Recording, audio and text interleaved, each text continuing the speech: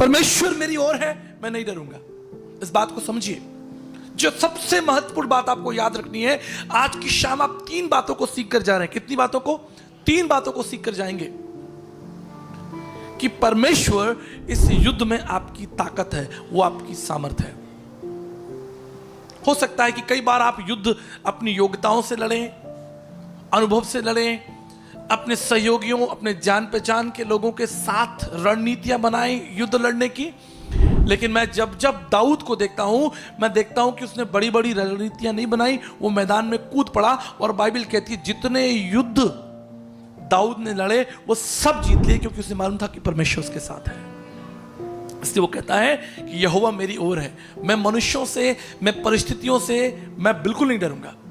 ये कॉन्फिडेंस उसको आता कहां से है? मैं आपको एक छोटी सी कहानी बताता हूं। एक बार एक मक्खी थी, उसे रेगिस्तान पार करना था। बड़ा रेगिस्तान था, दूर तक, जहां तक देखो मिट्टी, बालू, गर्म हवाएं चल रही हैं, धूल उड़ रही है। छोटी सी मक्खी गंभीर है, सोच रही मैं कैसे उड़ूं, मैं अगर इस रेगिस्तान को पार करूंगी तो मैं जल के मर जाऊंगी, लेकिन रेगिस्तान पार करना है, कैसे पार करें? तभी उसने देखा कि एक ऊंट जा रहा है, वो ऊंट के ऊपर बैठ गई,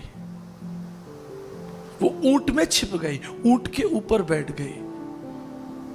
मक्खी को कुछ नहीं करना पड़ा, उसे अपने छोटे छोटे पंख चलाने नहीं पड़े, उसे हांफना नहीं पड़ा, भागना नहीं पड़ा।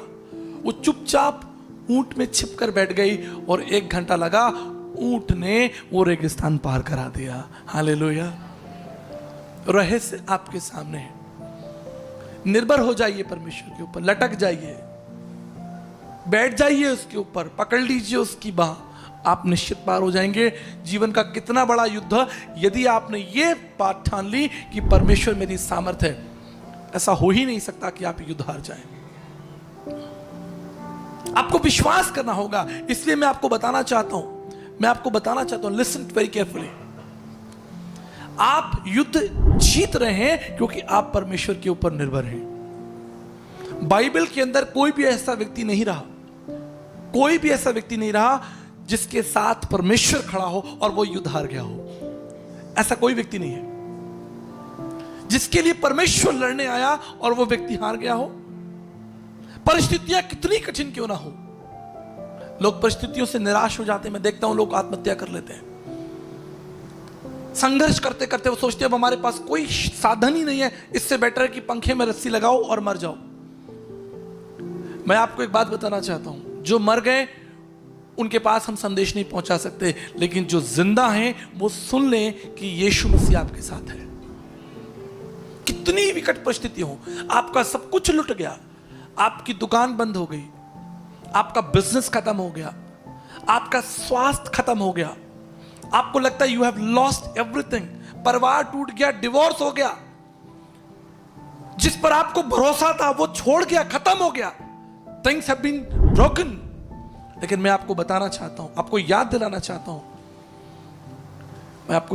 चाहता हूं, लाजर कब्र के अंदर था, कोई आशा नहीं थी। मैं साइंस का स्टूडेंट हूं, कोई आशा नहीं है। There is no life, there is no single cell is alive in his body. उसकी बॉडी के अंदर कोई सेल नहीं है जो जिंदा है, स्पिरिट ही नहीं है, कहां से लाएंगे आप? लेकिन यीशु मसीह कब्र पर खड़ा हुआ और उसने लाजर को आवाज दी और लाजर जिंदा हो गया। आपकी परिस्थितियां कितनी कठिन हो, कितनी भी ज्यादा, मैं आपको एक बात याद दिलाना चाहता हूं, यदि आप प्रभु के ऊपर निर्भर हैं, परमेश्वर आपको पुनः स्थापित करेगा, पुनः खड़ा करेगा। परमेश्वर अपने लोगों को कभी लज्जित होने नहीं देगा। मरने के लिए नहीं बुलाया उसने आपको उसने इसलिए बुलाया कि आप परिस्थितियों पर जयवंत होंगे। लेकिन ये कैसे होगा हम आगे देखेंगे। पहली बात क्या है? परमेश्वर हमारी सामर्थ्य है। मुंह से क्लेम करेंगे परमेश्वर मेरी सामर्थ्य है।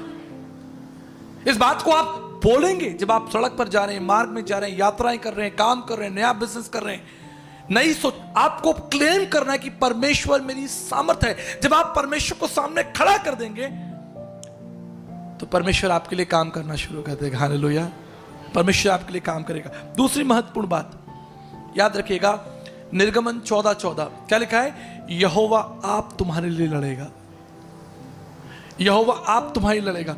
मैं आपको बताना चाहता हूं, कई बार हम सोचते हैं कि हमारे मित्र की ताकत से, हमारे ज्ञान की ताकत से, किसी की ताकत से हम युद्ध जीतेंगे। बाइबल बताती है कि परमेश्वर का वचन गिदोन के पास में पहुंचा। गिदोन एक डरपोक व्यक्ति था और उसे मैदानियों से लड़ना था, बड़ी आर्मी से लड़ना था। अकेला व्यक्ति चुपचाप खड़ा, डर के मारे खड़ा है। स्वर्गदूत से कह रहा है मुझे लड़ना नहीं आता, मैं गरीब हूं। कह रहा है मैं तो गरीब हूं, मैं सबसे छोटा हूं, सबसे कमजोर हूं, मैं नहीं लड़ सकता। लेकिन स्वर्गदूत ने उससे क्या कहा? हे सूरवीर, ताकतवर, ए योद्धा। उसको तैयार किया, उसने आर्मी बना ली। प्रभु ने कहा ये आर्मी नहीं जाएगी भैया, ये आर्मी नहीं जाएगी, तू बस कुछ चुने हुए लोगों को ले जा। बड़े हजारों लोगों से, लाखों लोगों से लड़ने के लिए केवल 300 लोगों का सिलेक्शन हुआ। और उनके पास कोई तलवार नहीं थी, कोई तलवार नहीं थी, भाले नहीं थे। उनके पास क्या था? उनके पास मशालें थी और उनके पास घड़े थे। आप सोच रहे कि आप अपनी शक्ति से जीतेंगे, अपनी योग्यताओं से जीतेंगे? परमेश्वर ने घड़े तुड़वाए जमीन पर और मैदानी भाग गए। हालेलुया। उसकी आवाज से मैदानी भाग गए। Something serious, something important. Do not look to the process.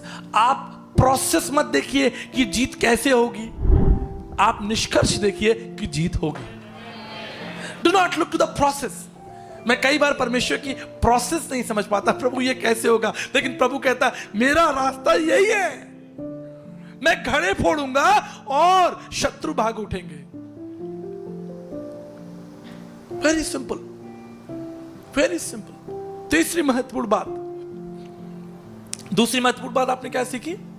कि प्रभु आपके लिए लड़ेगा क्योंकि आप उसके बच्चे हैं। क्यों लड़ेगा उसका मैं एक कारण आपको बता देता हूं, एक सीक्रेट बताता हूं आपको। पिछले दिनों एक न्यूज आई।